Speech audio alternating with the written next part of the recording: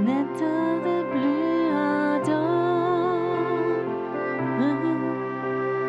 viens, n'éteins plus dans ton cœur, viens, tel que tu es ardent, viens.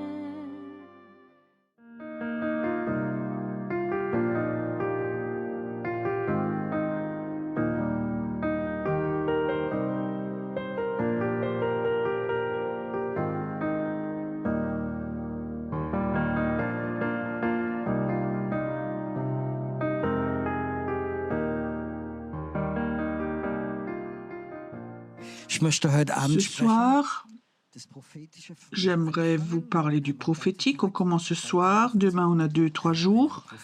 On a une école des prophètes. Donc, les Adler sont là, de la Suisse. C'est bon comme ça. Mais la prophétie a beaucoup à voir avec ce qu'on voit, avec voir. Et j'aimerais vous parler de voir. Qu'est-ce que tu vois? Tu sais, ce que tu vois peut beaucoup influencer ta vie. C'est juste ça? J'aimerais vous parler de quelque chose de négatif. J'avais une maman qui était très religieuse et très dépressive. Et elle avait une expression, peu importe ce qu'il y a, peu importe ce que moi, mon frère, mon père faisaient, et elle disait toujours « je vois noir ». C'est comme ça intégré en elle, elle voyait que du noir. Elle voyait que ce qui était noir. Et ça, c'était toute sa vie. Imprégnée par la peur, elle voit noir. Et la question maintenant, que vois-tu toi? Ce que toi tu essaies de voir ou ce que Dieu voit pour toi? Tu sais, si on pouvait voir et ce que toi tu vois, ça va vraiment t'influencer. De nature, je suis quelqu'un, malgré que j'ai qu'un seul œil, pour moi, voir est quelque chose de très important. Pendant des heures, je peux rester à la télé, de voir un film où on voit la nature avec une très belle musique. Il y a comme ça des films, il n'y en a pas assez de ces montagnes, ces sommets avec la neige, avec les paysages, une douce musique. Et ça me calme et ça me fait tellement de bien. Ce que tu vois. Alors j'ai vu un film du pôle Nord, des pingouins, la nature, des fleuves, la jungle. Tu vois des films, que de belles images et une belle musique. La musique, les images, ça se lit bien, ça se marie bien et ça me fait du bien. Je ne veux pas regarder des films qui me remplissent de choses négatives, qui me dépriment. Et toute ma vie, pour moi, c'était important ce que je vois. Dieu a la capacité d'influencer ta vie par des images. Ça ne doit pas toujours être une image religieuse biblique. Je vous donne un exemple. Il y a plusieurs jours, donc je suis revenue d'Égypte en avion, j'étais assis à Lublo. Et quand tu quittes l'Égypte, tu vois le désert pendant des centaines de kilomètres. C'est que du sable, des pierres, du gris, le désert. Et tout d'un coup, l'avion vole au-dessus du Nil, donc ce fleuve. Et de ce fleuve, tu vois 10 kilomètres à droite, 10 kilomètres à gauche, tout est vert. Tout le long du Nil, tout le long, 10 kilomètres à droite et à gauche, ils cultivent et ça suffit pour nourrir le pays. Et l'Égypte, j'ai lu, l'Égypte, c'est le premier producteur de fraises pour le monde. Et chaque année, ils envoient 600 000 tonnes de fraises vers l'Allemagne. Et tout ça, ça pousse le long du Nil. Donc, tu voles 1 heure au-dessus du désert, tout d'un coup, tu as le Nil, et un peu plus loin, donc tout est vert là-bas. Il n'y a pas d'endroit qui n'est pas planté. Et après, tu continues et tu vois de nouveau après la mer, le désert et plus loin la mer. Cette image, je l'ai vue et parfois je vois des images et quelque part, je ne sais pas comment ça se passe, mais j'ai l'impression que ces images sont comme ça enregistrées en moi. Et quand tu enregistres comme ça ces images, et parfois je sais que plusieurs jours après, Dieu ressort ces images. Et souvent ça se passe quand je prêche. Dieu parfois me donne des images tout normales, et je sais savoir, et le Saint-Esprit touche et les ressort. Peut-être que je vais en parler, je ne sais pas. Et je vais encore vous dire comment les images m'influencent. Je me suis convertie,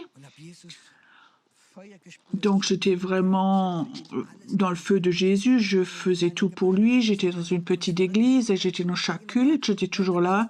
Et si le pasteur m'avait dit, Pierrot, j'aimerais que maintenant tu signes un contrat que dans les 2 prochaines années, tous les dimanches, tu nettoies les toilettes. J'aurais tout de suite signé. J'étais tellement tout feu, tout flamme dans le premier amour pour Jésus. Le pasteur avait dit qu'il préfère nettoyer les toilettes que de faire la cure d'âme parce que les WC ne sont pas rebelles. Je ne sais plus quel pasteur l'avait dit, Martin ou quelqu'un d'autre, mais un pasteur m'avait raconté ça. Mais pour Jésus, j'aurais tout fait, tout, mais pas prêcher. Pour moi, c'était clair. Je ferai tout pour lui, organiser, donner de l'argent, gagner de l'argent. Je vais tout faire, transporter les personnes, mais Micro et moi, je ne vais jamais prêcher. Et c'était vraiment tout au fond de moi, une sûreté. J'étais sûre. Et comment Dieu m'a transformé, m'a changé par ce que j'ai vu. Et j'avais eu un rêve où j'étais là, devant, je prêchais et je remarquais les gens étaient touchés. Il y a beaucoup de personnes qui étaient là.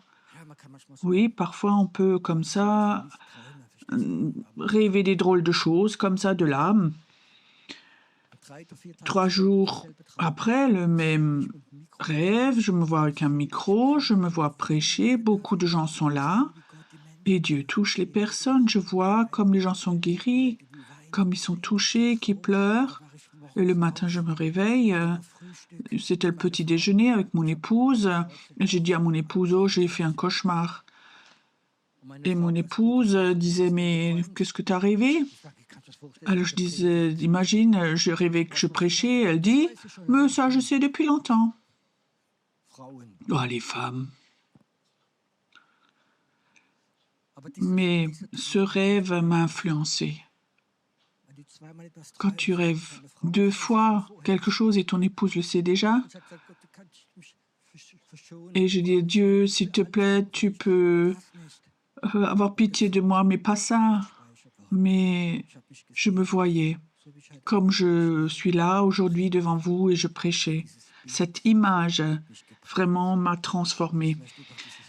Et j'aimerais parler de cela. C'est important que nous voyions, que nous apprenions à voir dans l'esprit ce que nous ne pouvons pas voir. Une image des plus fortes que tu peux avoir. Imagine maintenant, prends-toi du temps et essaie dans l'esprit, retourne 2000 ans en arrière et de voir Jésus à la croix. Est-ce que tu as déjà dans l'esprit vu Jésus à la croix? Tu as déjà pris du temps et tu as dit Jésus, je veux te voir. Tu es là, accroché, défiguré, je veux te regarder, sentir ta douleur. Je peux te dire, tu peux dans l'esprit tourner en arrière, dans le passé, 2000 ans en arrière.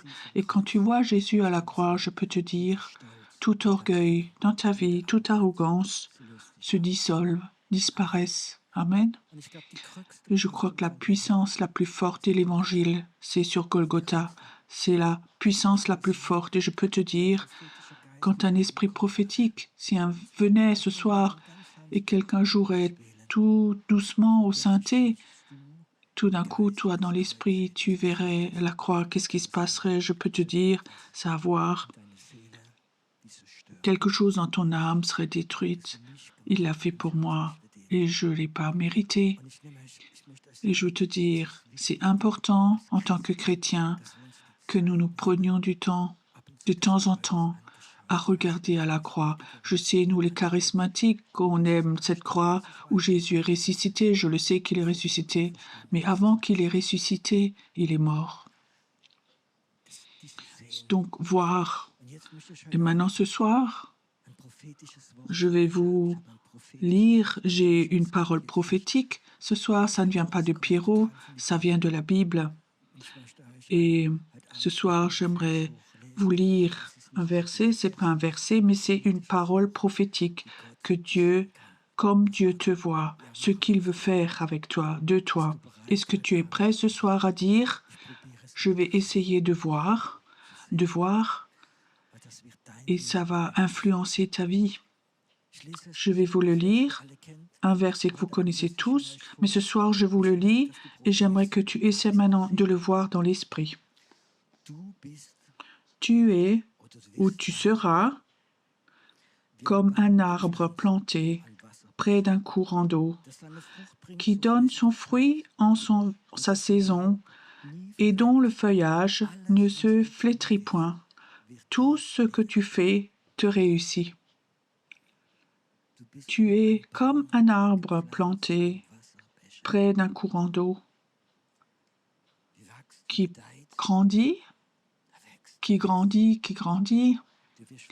Tu porteras beaucoup de fruits. Tu ne vas pas les produire. Ils grandissent tout seuls, ils apparaissent tout seuls. Et ton feuillage, tes feuilles ne vont pas flétrir. Et tout ce que tu feras va te réussir. Est-ce que tu peux voir cela? Peut-être que tu penses, oui, c'est exagéré. Non, c'est pas exagéré. C'est écrit dans la parole de Dieu. Et je crois en la parole. Et si nous ne commençons pas à voir la parole, nous n'aurons pas beaucoup du prophétique. Si tu veux devenir prophétique, commence à voir la parole de Dieu. Un frère m'avait dit, je lui ai dit, mais regarde donc ton épouse comme une plante de Dieu, comme un cadeau. Non, je vois mon épouse comme un cactus. Alors je lui ai dit, mais ton mariage, ta relation ne va pas être belle si tu ne vois pas ce que dit la Bible. Vous, les hommes, vous, les femmes, vous pouvez regarder vos maris et les voir comme un arbre, des arbres de justice plantés au courant d'eau. Dans 4 semaines, 5 semaines, nous irons en Israël. Et tous ceux qui étaient déjà avec, nous allons déjà plusieurs années au même endroit. Cet endroit est en bas, dans le désert, à la mer Morte, mais quand tu traverses la rue, il y a le désert, que du désert. Mais là, devant l'hôtel, il y a un petit ruisseau qui monte 2 kilomètres à peu près derrière, dans le désert, et c'est fantastique. La première fois que j'étais là, c'était il y a plus de 30 ans, 35 ans. Il y a comme ça une petite vallée. C'est la vallée du Panthère. La première fois qu'on était là-bas, il y avait un grand pas d'eau. Attention, n'allez pas tout seul, allez en groupe, 2, 3, parce que dans cette vallée, il y avait encore des panthères. Sans doute, ils n'existent plus maintenant, mais de là vient le nom. Et là, le ruisseau sort, et là, il y avait le désert. Mais là, dans ce ruisseau, 2, 3 mètres à droite et à gauche, poussent des arbres sauvages. Ils sont verts, de 3 mètres de haut. Là, dans le désert, tout, donc c'est vraiment sauvage depuis des années. Il n'y a pas de jardinier qui s'en occupe. Donc tout est naturel, ça pousse comme ça. Et quand à droite, gauche, donc tu quittes le ruisseau 4-5 mètres, il n'y a rien, mais le long du ruisseau, ça pousse. C'est aussi une image qui m'a toujours impressionnée quand tu es là-bas en été. Il fait 50 degrés. Tu peux là marcher dans ce ruisseau, c'est même agréable. L'eau à 20 degrés à peu près. Et tu as l'ombre là, dans cette oasis verte au milieu du désert. Et ça signifie là, au bord du ruisseau, tout pousse tout seul. Et ce ruisseau, c'est l'image du Saint-Esprit. C'est une image pour Jésus. Si tu es en communion avec Jésus, avec le Saint-Esprit, alors tu seras comme un arbre qui pousse, qui pousse, qui pousse, qui reste. Donc les arbres vont pousser là. Est-ce que tu te vois tu es en communion avec Jésus, avec le Saint-Esprit, et tout d'un coup, tu vois, comme dans l'esprit, tu deviens un arbre qui porte du fruit. Tu n'as pas besoin de faire d'efforts, il pousse tout seul, et tout ce qu'il fait, tu réussis, parce que tu es au bord de ce ruisseau, tu es planté là. Cette semaine, est-ce que vous avez senti qu'il y a du courant fort dans ce ruisseau, dans ce courant, mais quand tu rentres chez toi, le courant va continuer, ce fleuve, et tu peux le toucher tous les jours. Prends-toi le temps avec le Saint-Esprit. Ne fais pas trop d'activités, pas trop de programmes, mais prends-toi du temps avec le Saint-Esprit, avec Jésus, et tu vas grandir. Tu ne peux rien faire. Tu vas grandir. Ceux qui vont avec en Israël, je me réjouis cette année parce que nous allons en Israël, parce que ceux qui viennent avec, ils vont avec parce que le Saint-Esprit les a touchés, pas les médias. Beaucoup de chrétiens iraient bien avec, mais les médias, c'est dangereux. Ok, c'était juste une parenthèse. Le long de son cours d'eau, de ce fleuve, tu vas grandir. La communion avec Jésus signifie pas beaucoup d'activités. La communauté avec Jésus, tu vas grandir. Toute l'année, il y a des chrétiens qui font toute l'année plein de programmes, ils vont à plein de conférences, mais il reste une toute petite lumière, une toute petite fourmi, parce qu'ils n'ont pas de communion avec lui. J'aimerais vous donner ce désir de nouveau de voir ce courant d'eau, cette eau claire. Le Saint-Esprit coule en Suisse, coule en Autriche, coule en Allemagne, coule en France. Le ruisseau est partout, le cours d'eau est partout. Je veux te dire, il deviendra plus grand et plus fort. Dans Ézéchiel, il est écrit de ce cours d'eau qui sort du temple. Il est tout petit, pas profond. Le prophète doit mesurer. Il est de plus en plus profond, de plus en plus fort, le courant. C'est une image du réveil.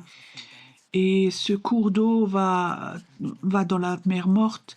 Et ce qui est écrit, c'est que la mer morte, la vie revient. Là où l'eau coule de ce ruisseau, la vie apparaît. Et je crois que ce cours d'eau en Europe va devenir de plus en plus grand et plus fort, tu comprends? Le chômage, problème d'argent, la politique, la migration, tout va devenir de plus grave, mais le ruisseau va être plus fort, il va devenir un fleuve. Sur quoi regardes-tu? À quoi regardes-tu? Les médias, la politique, l'avenir, les finances, maman ou ce fleuve? Si tu restes là, le long du fleuve, tu vas grandir, grandir, et tu vas porter du fruit. Des fruits, c'est quelque chose de fantastique. Aucun arbre ne le produit, mais la nature le fait. Tu vas porter du fruit, et tout d'un coup, tu vas avoir un amour surnaturel, tu vas avoir la patience, la guérison, l'onction. Tu vas tout recevoir. Tu vas le recevoir parce que tu es à ce fleuve. J'aimerais que tu le sentes, ce cours d'eau. Je ne sais pas si vous avez regardé sur YouTube de hier ou avant-hier, combien de gens ont écrit ou ils écoutent du Brésil, de Roumanie, de plein de pays. Les gens regardent, écoutent, et certains ont écrit, on a senti le Saint-Esprit à la maison tellement fort. Pendant ces soirées, à la maison, on a senti ce cours d'eau qui coule. Et je peux te dire, rentre dans ce courant d'eau. Tes racines doivent être là-dedans et tu vas grandir, tu vas pousser, tu grandis. Est-ce que tu te vois là, planté en communion avec ton Jésus, avec le Saint-Esprit? Peut-être que ton pays, là où tu habites, ton village, spirituellement, c'est le désert. Personne n'est converti. Tu es le seul de ta famille. C'est pas important. Toi, tu es là, planté au cours d'eau. Tu vas grandir. Ils vont venir. Ils vont te voir parce que tu as grandi, parce que tu es là. Si toute la vie, en tant que chrétien, tu es dans tes problèmes et ta famille, les gens autour de toi vont pas venir et dire je veux être chrétien, mais il faut que tu aies du fruit. Il faut que tu aies du fruit. Et Dieu va te les donner là, dans ce cours d'eau. Est-ce que tu te vois comme tu portes du fruit, où les gens viennent vers toi et ils disent d'où, comment tu as tellement d'amour, tellement de compassion, pourquoi tu as tellement d'amour pour moi, de patience, et pourquoi tu as tout ça? Et tu dis, j'ai rien, mais j'ai rien fait, je suis que en communion avec Jésus. Une question, est-ce que tu te vois ou est-ce que tu te vois comme quelqu'un, un cas de cure d'âme, tellement de chrétiens viennent, j'ai des problèmes tellement grands et je dis toujours j'ai un Dieu tellement grand. Est-ce que tu vois tes problèmes ou tu vois ce Dieu grand? Que vois-tu? Si tu veux devenir prophétique, il faut que tu commences à voir la parole de Dieu et les promesses de la parole de Dieu. L'Éternel est mon berger, je ne manquerai de rien. Est-ce que tu peux voir cela? Il y a un autre verset que je vois en face de mes adversaires. Dieu a quoi? Dressé une table. Longtemps, j'ai pas compris ce verset. Et Dieu m'a dit, pas d'ennemis, pas de table. C'est juste? Bah oui, pas d'ennemis, pas de table. Et depuis, je me réjouis de l'ennemi, pas des humains, mais les spirituels, les puissances spirituelles. Je dis pas démon partez parce que la table part. Et depuis que j'ai des attaques, je dis venez, venez tous, regardez comme Pierrot va bien, la table est là, miam, miam, miam. Vous voulez goûter? Ils sont dépressifs, ils partent après les démons. Est-ce que tu peux voir cela? Tu peux voir que Dieu, quand l'ennemi t'attaque, les ennemis t'attaquent, mauvaises nouvelles, les sentiments, Dieu a pour toi dressé une table. Et quand Dieu a dressé une table, il y pose de belles choses, de bonnes choses. L'huile d'Aaron coule sur toi. Quand l'ennemi, tes ennemis t'attaquent, ça veut dire que Dieu a un plan pour toi. La table est dressée, il remplit ta coupe, le bonheur et la grâce t'accompagneront. Tu peux voir ces choses, tu peux voir la parole de Dieu. Je crois que c'est tellement important que nous voyons ces choses. Est-ce que tu peux voir que tout ce que tu fais réussit? Tu sais, quand tu es au fleuve, au secours d'eau, tu ne vas plus faire ce que tu as envie de faire, ce que tu faisais dans le passé. Tu vas faire ce qui est dans le plan de Dieu. Et quand Dieu te donne un plan, une vision, et le bon moment, et tu le fais, alors tu peux être sûr, tout ce que tu vas faire va réussir. Si tu fais tes propres plans, ça va pas réussir. Mais quand tu es là, au cours d'eau, tu vas reconnaître les plans de Dieu. Tu te verras comme un arbre de justice. J'aimerais bien ce soir, c'est que le Saint-Esprit qui peut faire cela, que toi tu te vois comme un arbre planté, là au Saint-Esprit, et Jésus est dans cette eau. J'aimerais ce soir que tu vois cette image, que tu la graves en toi quand tu rentres chez toi, ou si tu es chez toi maintenant. J'aimerais que cette image soit comme ça dans ton esprit, dans ton inconscient, que tu puisses te voir comme tu grandis. Tu grandis. Tes feuilles, les feuilles sont souvent une image dans la Bible pour la guérison. Tu vas porter du fruit et tout ce que tu fais réussit parce que Dieu est avec toi. Est-ce que tu te vois en tant qu'arbre?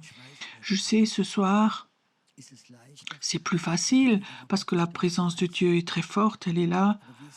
Mais la semaine prochaine, c'est comment tu es quand la tempête vient, quand la critique vient, de mauvaises nouvelles. Est-ce que tu verras de nouveau noir ou est-ce que tu te vois comme un arbre alors planté par Dieu au fleuve de Dieu? Je prie maintenant. C'est mon souhait que ce soir, cette image te touche et que tu te vois comme un arbre de justice, que ce soit en toi, que tout ce que tu fais réussit, que cette vision, elle soit imprégnée en toi. Quand Dieu te donne une prophétie, c'est ce que Dieu voit, ce que Dieu voudrait, mais il faut que tu fasses quelque chose. C'est ça le problème. Dieu dit, je veux te donner ceci, cela, mais j'aimerais que tu fasses ceci, cela, comme garantie que tu le reçoives. Et maintenant, je te lis ce que Dieu voudrait de ta part. Ça commence avec un beau mot, heureux, ou bienheureux. Heureux l'homme, je peux dire aussi la femme, l'homme et la femme qui ne marchent pas selon le conseil des méchants, qui ne s'arrêtent pas sur la voie des pécheurs et qui ne s'assied pas en compagnie des moqueurs, mais qui trouve son plaisir dans la loi de l'Éternel et qui la médite jour et nuit. Il faut toujours penser, nous vivons dans le Nouveau Testament. Donc l'homme qui ne marche pas selon le conseil des méchants, ou d'autres mots, des gens qui critiquent, que toute la journée avec des gens qui critiquent, qui parlent négatif de ceci, ceci, cela, automatiquement tu vas t'éloigner du fleuve. Tu ne remarques pas. Peut-être tu as fait ton temps de silence, ton temps avec Dieu, et tout d'un coup quelqu'un vient vers toi et te parle une demi-heure de choses négatives. Comment tu te sens après? C'est comme si tu es sale de nouveau et tu veux te doucher de nouveau spirituellement. Et je peux te dire, ne passe pas de temps avec des gens qui font que de critiquer, qui parlent négativement, qui médisent tout le temps. Ne passe pas de temps avec ceux-là. Parce que tu quittes le fleuve, le courant, il t'emmène dans le désert et tu vas mourir, être anéanti. Reste au fleuve. Et si tu es courageux, tu peux dire frères et sœurs, arrête de parler négatif. Dieu aime aussi cette personne de qui tu parles aussi, et tu peux le ramener. Mais je connais trop de chrétiens, ils se sont convertis, ils ont une bonne croissance et tout d'un coup, ils ont passé du temps avec ceux qui critiquent les choses négatives. Hier, je l'ai déjà raconté un peu. Hier soir, je me suis convertie et j'avais le souhait de rencontrer des chrétiens. J'ai trouvé une petite église, j'étais tout nouveau convertie et pour moi, l'église, c'était un paradis. Pour moi, la première fois, j'ai vu la louange où les gens sont debout, les mains élevées.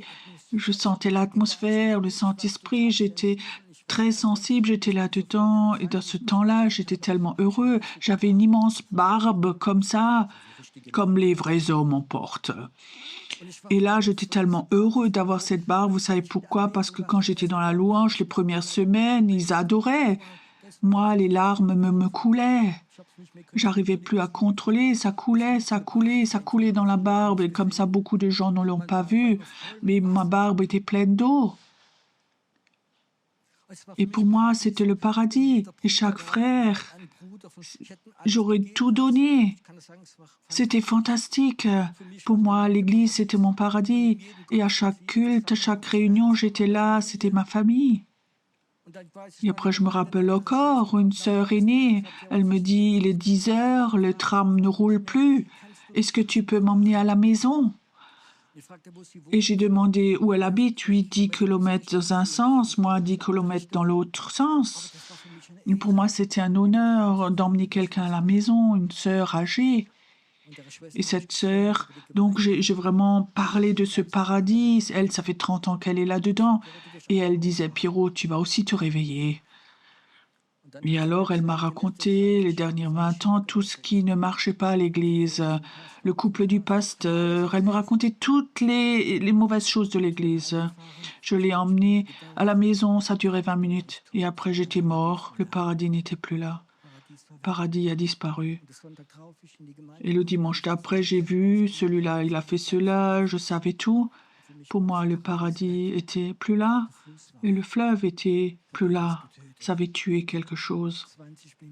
20 minutes, écouter quelqu'un a tué ce que Dieu avait construit en moi. Et de nouveau, je devais passer du temps avec mon temps dans la prière parce que quelque chose était détruit et ça, c'est le psaume 1. Ne passe pas du temps avec des gens qui critiquent, qui médisent, Ne passe pas du temps avec ce genre de personnes parce que tu ne vas pas grandir. Tu vas perdre tes feuilles. Bien sûr, tout n'est pas parfait, mais vois les autres avec les yeux de Dieu. Les premiers mois, dans cette église, je pouvais regarder chacun avec les yeux de Dieu et après c'était fini. Le souvenir était là de ces choses et je sais que ça peut tuer. J'ai eu beaucoup de grâce pour de nouveau revenir, pour que je suis de nouveau revenu à cette eau, à ce fleuve. Ne t'assieds pas où sont les critiqueurs, les médiseurs, mais parler, méditer la loi de l'Éternel jour et nuit. Mais nous, on ne vit pas dans la loi, mais on vit dans la grâce et nous vivons ce que Jésus nous a donné. Qu'est-ce qu'il a dit, Jésus? Aime ton Dieu de tout ton cœur, de toute ton âme, avec tout ce que tu es. Aime ton Dieu et aime ton prochain comme toi-même. Il nous a dit 3 choses. Aime ton Dieu, aime-toi et ton prochain. Tu ne peux pas aimer ton prochain si tu ne t'aimes pas. Ça veut dire qu'il nous a donné 3 choses. Aime ton Dieu, toi-même, les autres. Et si tu réussis, tout de suite tu as ce fleuve et tu vas grandir, tu vas porter du fruit et tout va réussir. Et si je suis honnête avec vous, c'est difficile. Vous savez ce qui est le plus difficile? M'aimer moi-même. Je suis vraiment imprégné par la rentabilité. L'école, il faut prouver que tu es bon. Au job, il faut prouver que tu es bon. L'entreprise, toute la vie, il faut prouver que tu es quelqu'un, que tu es bon. Et ma chair est imprégnée par la rentabilité. Et ça, tu n'arrives pas à l'enlever du jour au lendemain. Alors je peux m'aimer quand j'ai réussi quelque chose, quand j'ai eu du succès. Quand j'ai pas réussi, je suis à peu près à 0. Et quand j'ai vécu l'échec, je suis sous 0. Et la Bible dit, il faut que tu t'aimes. J'ai dit déjà des centaines de fois, Dieu, donne-moi une raison de m'aimer. Je suis un loser. Il n'y a aucune raison que je m'aime. Tu vois donc ma vie. Et Dieu dit, je t'aime pas parce que tu as réussi ou pas réussi, mais moi je suis amour et je t'aime comme tu es. Et je peux te dire, c'est mon plus grand combat. Peut-être certains disent aussi, oui, c'est plus facile d'aimer quelqu'un d'autre que de m'aimer moi-même. Et ça, c'est ce combat que nous avons. Si nous ne nous aimons pas nous-mêmes, nous ne pouvons pas aimer l'autre. Si tu peux peut-être aimer ceux qui t'aiment, ceux qui te font des compliments, mais est-ce que tu peux aimer des gens qui te critiquent, qui te persécutent, s'ils sont méchants, qui disent des mauvaises choses de toi, qui ont des mauvais plans? Est-ce que tu peux les aimer? Tu peux que si tu t'aimes toi-même. Tu peux que si tu es à cette source, tu aimes ton Jésus, tu aimes le Père dans le ciel, jour et nuit. Imagine, on mettrait ça en pratique. Jour et nuit, nous méditons. Il y a un Dieu qui t'aime de tout ton cœur. Et Jésus, je te promets, je vais maintenant, en ce moment, même où j'ai rien fait du tout. Peut-être que j'ai même péché, peut-être que j'ai raté des choses. Je m'aime quand même de tout mon cœur. Et j'aime même mes ennemis. Jésus, je suis là-dedans. Et jour et nuit, tu vas comme ça méditer. Maintenant, je te demande, est-ce que tu crois que ça changerait quelque chose en toi? Tu peux imaginer? Je vais te dire ce que Dieu m'a montré. Il m'a dit, Pierrot, si tu t'aimerais toujours, tu prierais jamais pour la guérison parce que ton corps guérirait tout seul par l'amour. Mais quand tu te rejettes toi-même, si tu te critiques toi-même, même si tu te hais toi-même, tu détruis quelque chose même dans ton âme, même dans ton corps. L'amour est le meilleur médicament qui existe. Et nous, les chrétiens, nous sommes là à la source, mais nous ne buvons pas. Nous vivons dans la chair, dans cette rentabilité. Moi, je prêche quelque chose maintenant. Si je suis honnête avec vous, j'ai un problème avec. C'est difficile pour moi de m'aimer quand je n'ai rien fait. C'est difficile pour moi de m'aimer quand j'ai fait une faute. C'est plus facile quand j'ai fait une faute de me donner une claque que de m'aimer. Vous ne connaissez pas ça, hein? Et ça, c'est notre chair. Et quand nous vivons dans la chair, nous ne sommes pas à la source. Nous ne sommes pas au cours d'eau, au fleuve. On ne grandit pas. Alors on essaie de nouveau à faire quelque chose. Arrêtez de vouloir faire. Aimez-vous. Commence à aimer ton Dieu jour et nuit.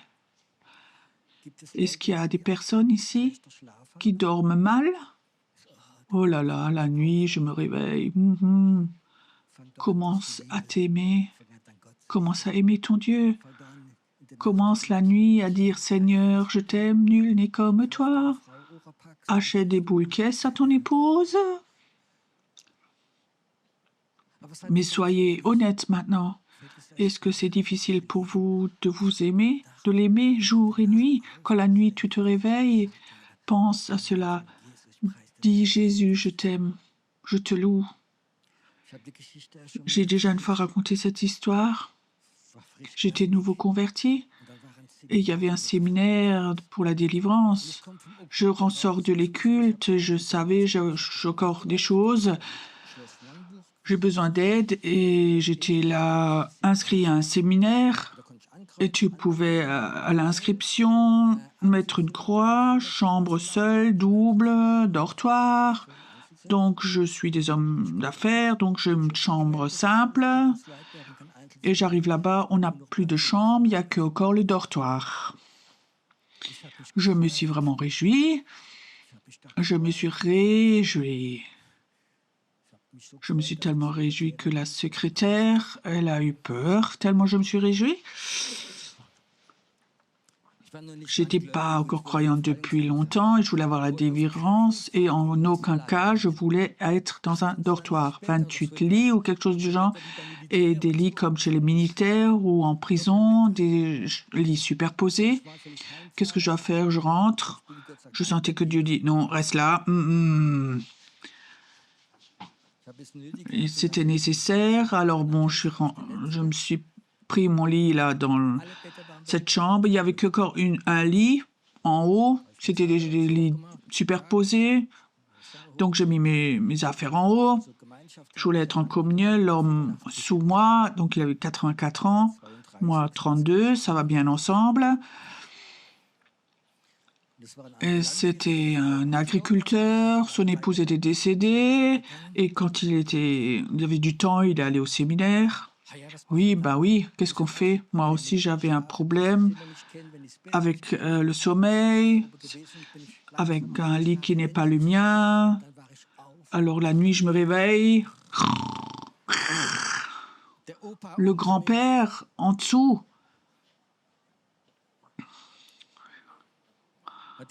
On n'a pas le droit de taper les vieilles personnes. Dans mes pensées, comme ça venait courtement.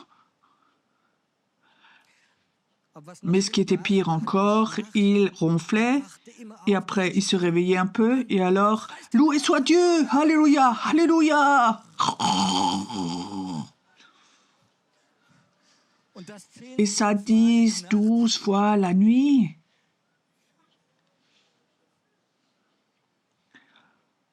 Dieu sait, tu sais, quand tu aimes Dieu, tout concourt à ton bien. Ce soir-là, je ne l'avais pas tout à fait cru, mais quelque chose, quand cet homme, 80 ans, loué soit Dieu,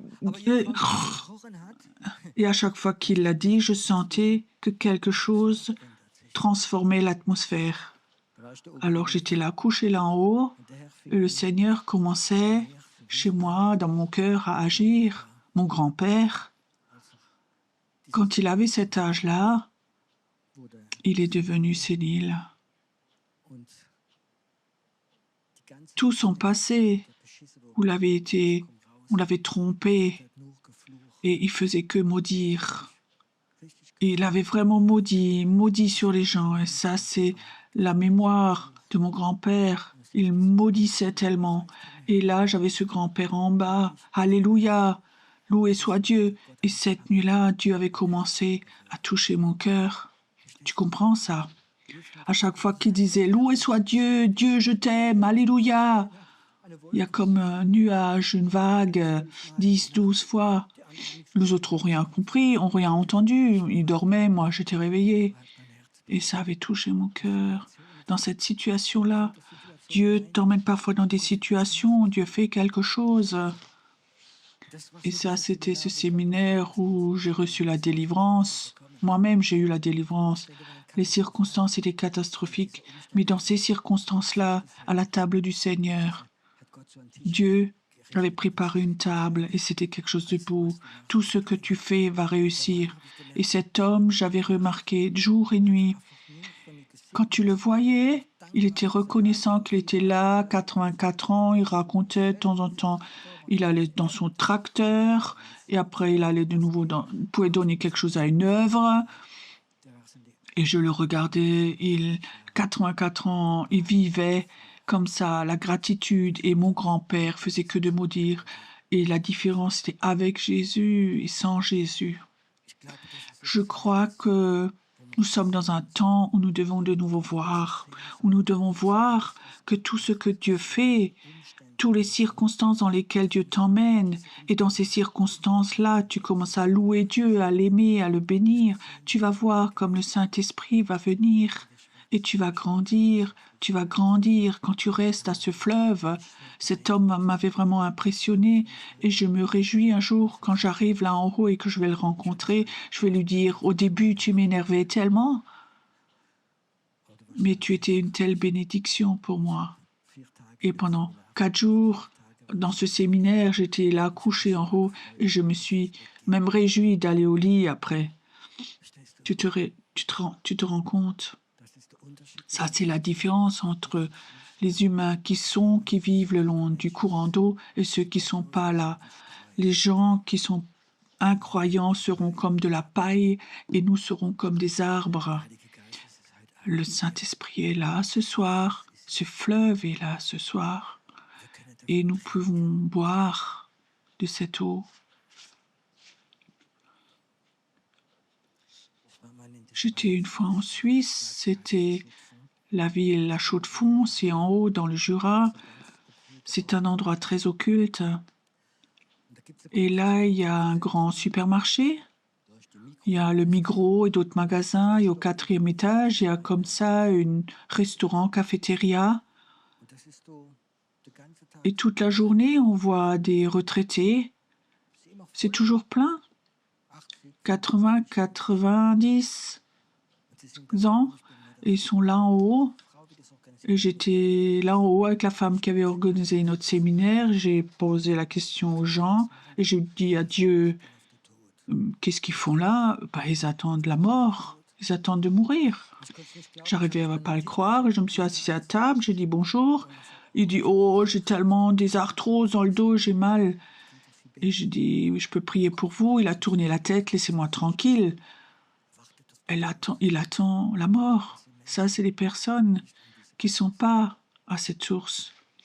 Chacun d'entre vous va un jour être vieux, vieilli. Tu n'as pas besoin d'avoir peur de vieillir. Tu peux finir comme ce grand-père quand tu restes à la source, quand tu aimes Dieu, quand tu adores ton Dieu. Souvent, tu vas dire loué soit Dieu, merci Jésus que tu m'aimes. Tu vas réfléchir, méditer de ses œuvres et je peux te dire, ton corps va vieillir, mais l'arbre va continuer à grandir. Tu vas porter beaucoup de fruits. Moi, j'aimerais porter beaucoup de fruits jusqu'au dernier jour de ma vie. Peut-être, je ne me souhaite pas, mais peut-être, je vais plus pouvoir marcher tout seul et me promener avec mon déambulateur. Ça peut être possible. Et tout de même, je vais porter du fruit. Et je me vois, quand je suis vieux, avec mon déambulateur et la vendeuse vient, et je lui dis, dans 1 an, vous allez avoir un bébé, et Dieu vous aime. Et je continue mon chemin. Et toute la journée, me promener avec mon déambulateur, je distribue les fruits. Tu sais, je préfère me promener avec mon déambulateur et porter du fruit rempli de Dieu que à 85 ans, faire du jogging, jouer au tennis. C'est pas faux tout ça. Et être sans Dieu. Et le vent vient avec un souffle et il n'y a plus rien de ce que je suis. Qui voudrais-tu être? Moi, je crois en la guérison, je crois au miracle. J'ai vu beaucoup de gens, j'en ai vu beaucoup. Et tout de même, je crois que certains, dans l'âge avancé, vont être fragiles. Mais l'arbre en toi va grandir quand tu es avec Jésus. Un jour, si tu es en maison de retraite et tu vois les autres, tu peux toujours voir, lui est croyant, lui est pas croyant, lui est vivant et lui il est mort. La mort, c'est ceux qui ne sont pas au fleuve, qui ne sont pas à la source. Je sais, cette prédication ne plaira pas à beaucoup de monde. Je sais, il y a des prédicateurs positifs. Ils disent tu vas vivre jusqu'à 120 ans et ceci, cela. Moi, je ne peux pas te promettre ces choses, mais je peux te promettre quand tu aimes ton Dieu de tout ton cœur et si tu t'aimes toi-même, tu vas jusque dans l'âge avancé, tu vas porter du fruit. Ça va être là.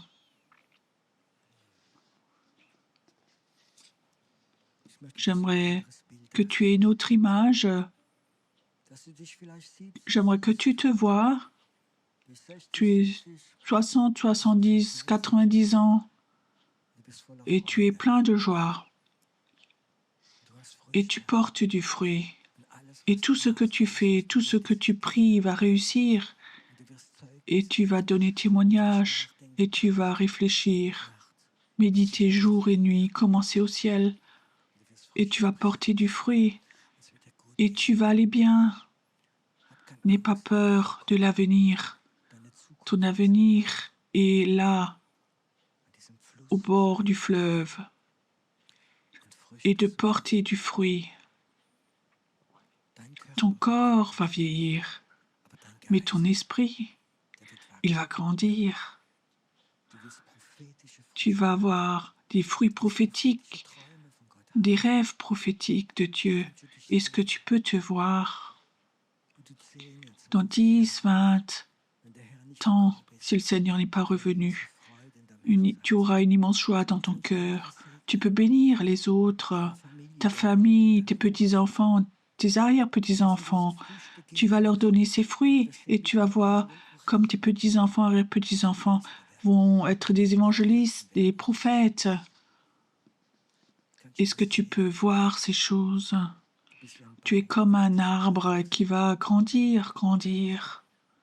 Est-ce que tu peux te voir que des temps bons vont venir quand tu es cette source qui s'appelle Jésus, ce Saint-Esprit?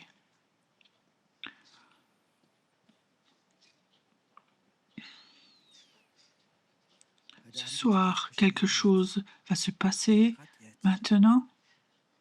Le Saint-Esprit veut faire quelque chose. Maintenant, il va enlever la peur, peur de devenir vieux, de la vieillesse, peur de perdre la force, peur que tu ne contrôles plus tes pensées. Cette peur te paralyse et Dieu dit, je veux te donner une vision, que tu sortes de ces peurs, que tu puisses voir que Dieu a de bonnes années devant toi. Écoute ce soir, si tu es là et tu connais ces peurs, la peur de l'avenir, la peur de devenir vieux, malade, faible, pauvre, pose ta main sur ton cœur maintenant. Pose simplement ta main sur ton cœur maintenant. J'aimerais prier que la peur te quitte et que tu aies une nouvelle vision. Tu seras comme un arbre planté qui pousse, qui grandit dans la présence de Dieu, chez Jésus, chez Jésus. Tu seras comme un arbre, ton esprit deviendra de plus en plus grand, de plus en plus fort, ton autorité, ta communion avec Dieu, ta vie de prière, ça va devenir de plus en plus fort en toi. Il y a des gens, ils vont devenir prophètes, même s'ils ont 80 ans.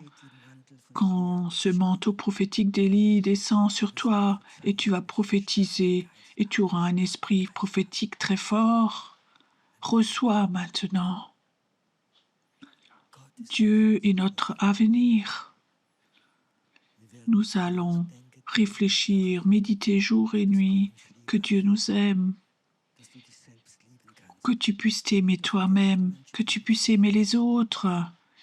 Et beaucoup de tes maladies, l'arthrose, l'arthrite, vont disparaître, se dissoudre. Reçois maintenant. Vois-toi comme quelqu'un plein de joie, une joie de vieillir. La beauté de Dieu va rayonner au travers de toi. Moi, j'ai rencontré des personnes, des femmes, elles avaient 85 ans, je les ai regardées et il y avait une beauté de Dieu dans leur regard, dans leur expression du visage. La gloire de Dieu était là. Il n'y avait pas de maquillage ou autre chose, non, c'était la main de Dieu. Reçois que ce soir toute peur te quitte, que toute peur te quitte ce soir, qu'elle parte. Et maintenant que la peur t'a quitté, il y a un moment maintenant, il y a comme une nuée de gloire qui vient maintenant dans la salle et chez toi, à la maison. Cette nuée va se poser sur les personnes. Certains sentent aussi que quelque chose te touche. Je suis chez Dieu, tout près de lui, tout près de lui. Viens, inspire profondément. Certains vont même sentir ses parfums maintenant. Inspire profondément. Où la présence de Dieu est là. Là où elle est là, ça sent bon. Parfois, je vois où les anges sont et les parfums se répandent là où sont les anges. Inspire simplement. Cette gloire de Dieu doit être posée sur toi. Elle rend même belle et beau cette beauté qui vient de l'intérieur. Waouh!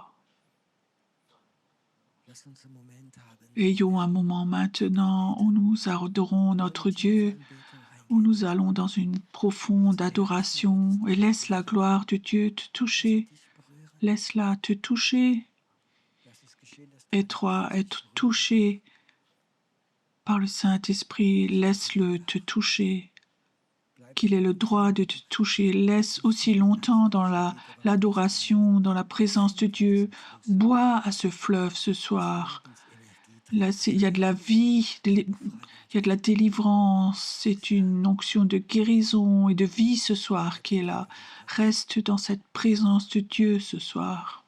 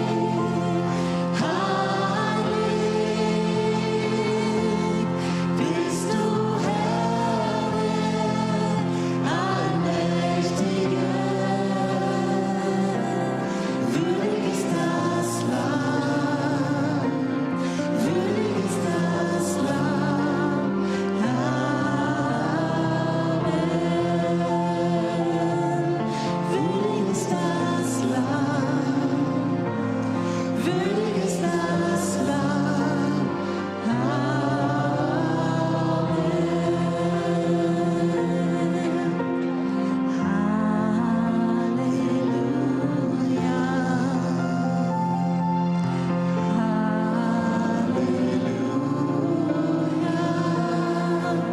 Denn der Herr, unser Gott, regiert.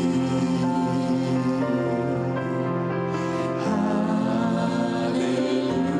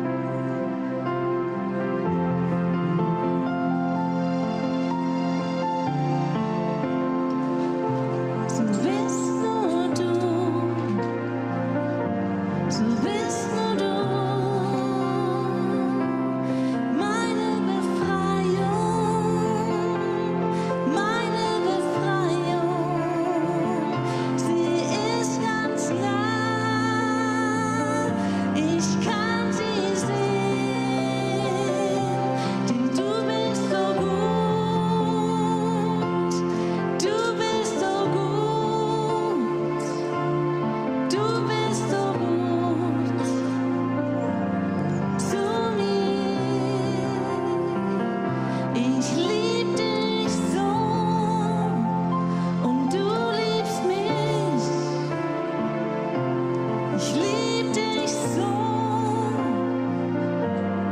und du liebst mich. Du bist alle Tage meines Lebens bei mir. Oh, so bist nur du. So bist nur du. So bist nur du.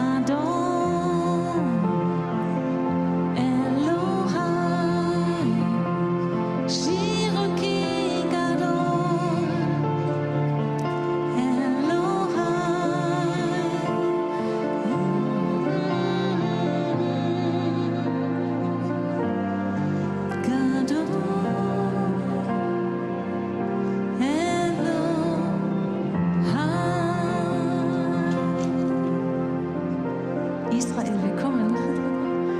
Das singen wir in Israel. Gadol Elohai. Du kannst dich doch anmelden. So wünschen wir eine wunderbare gute Nacht. Und schön, dass es euch gibt und dass Gott euch liebt. Und wir lieben euch auch. Amen.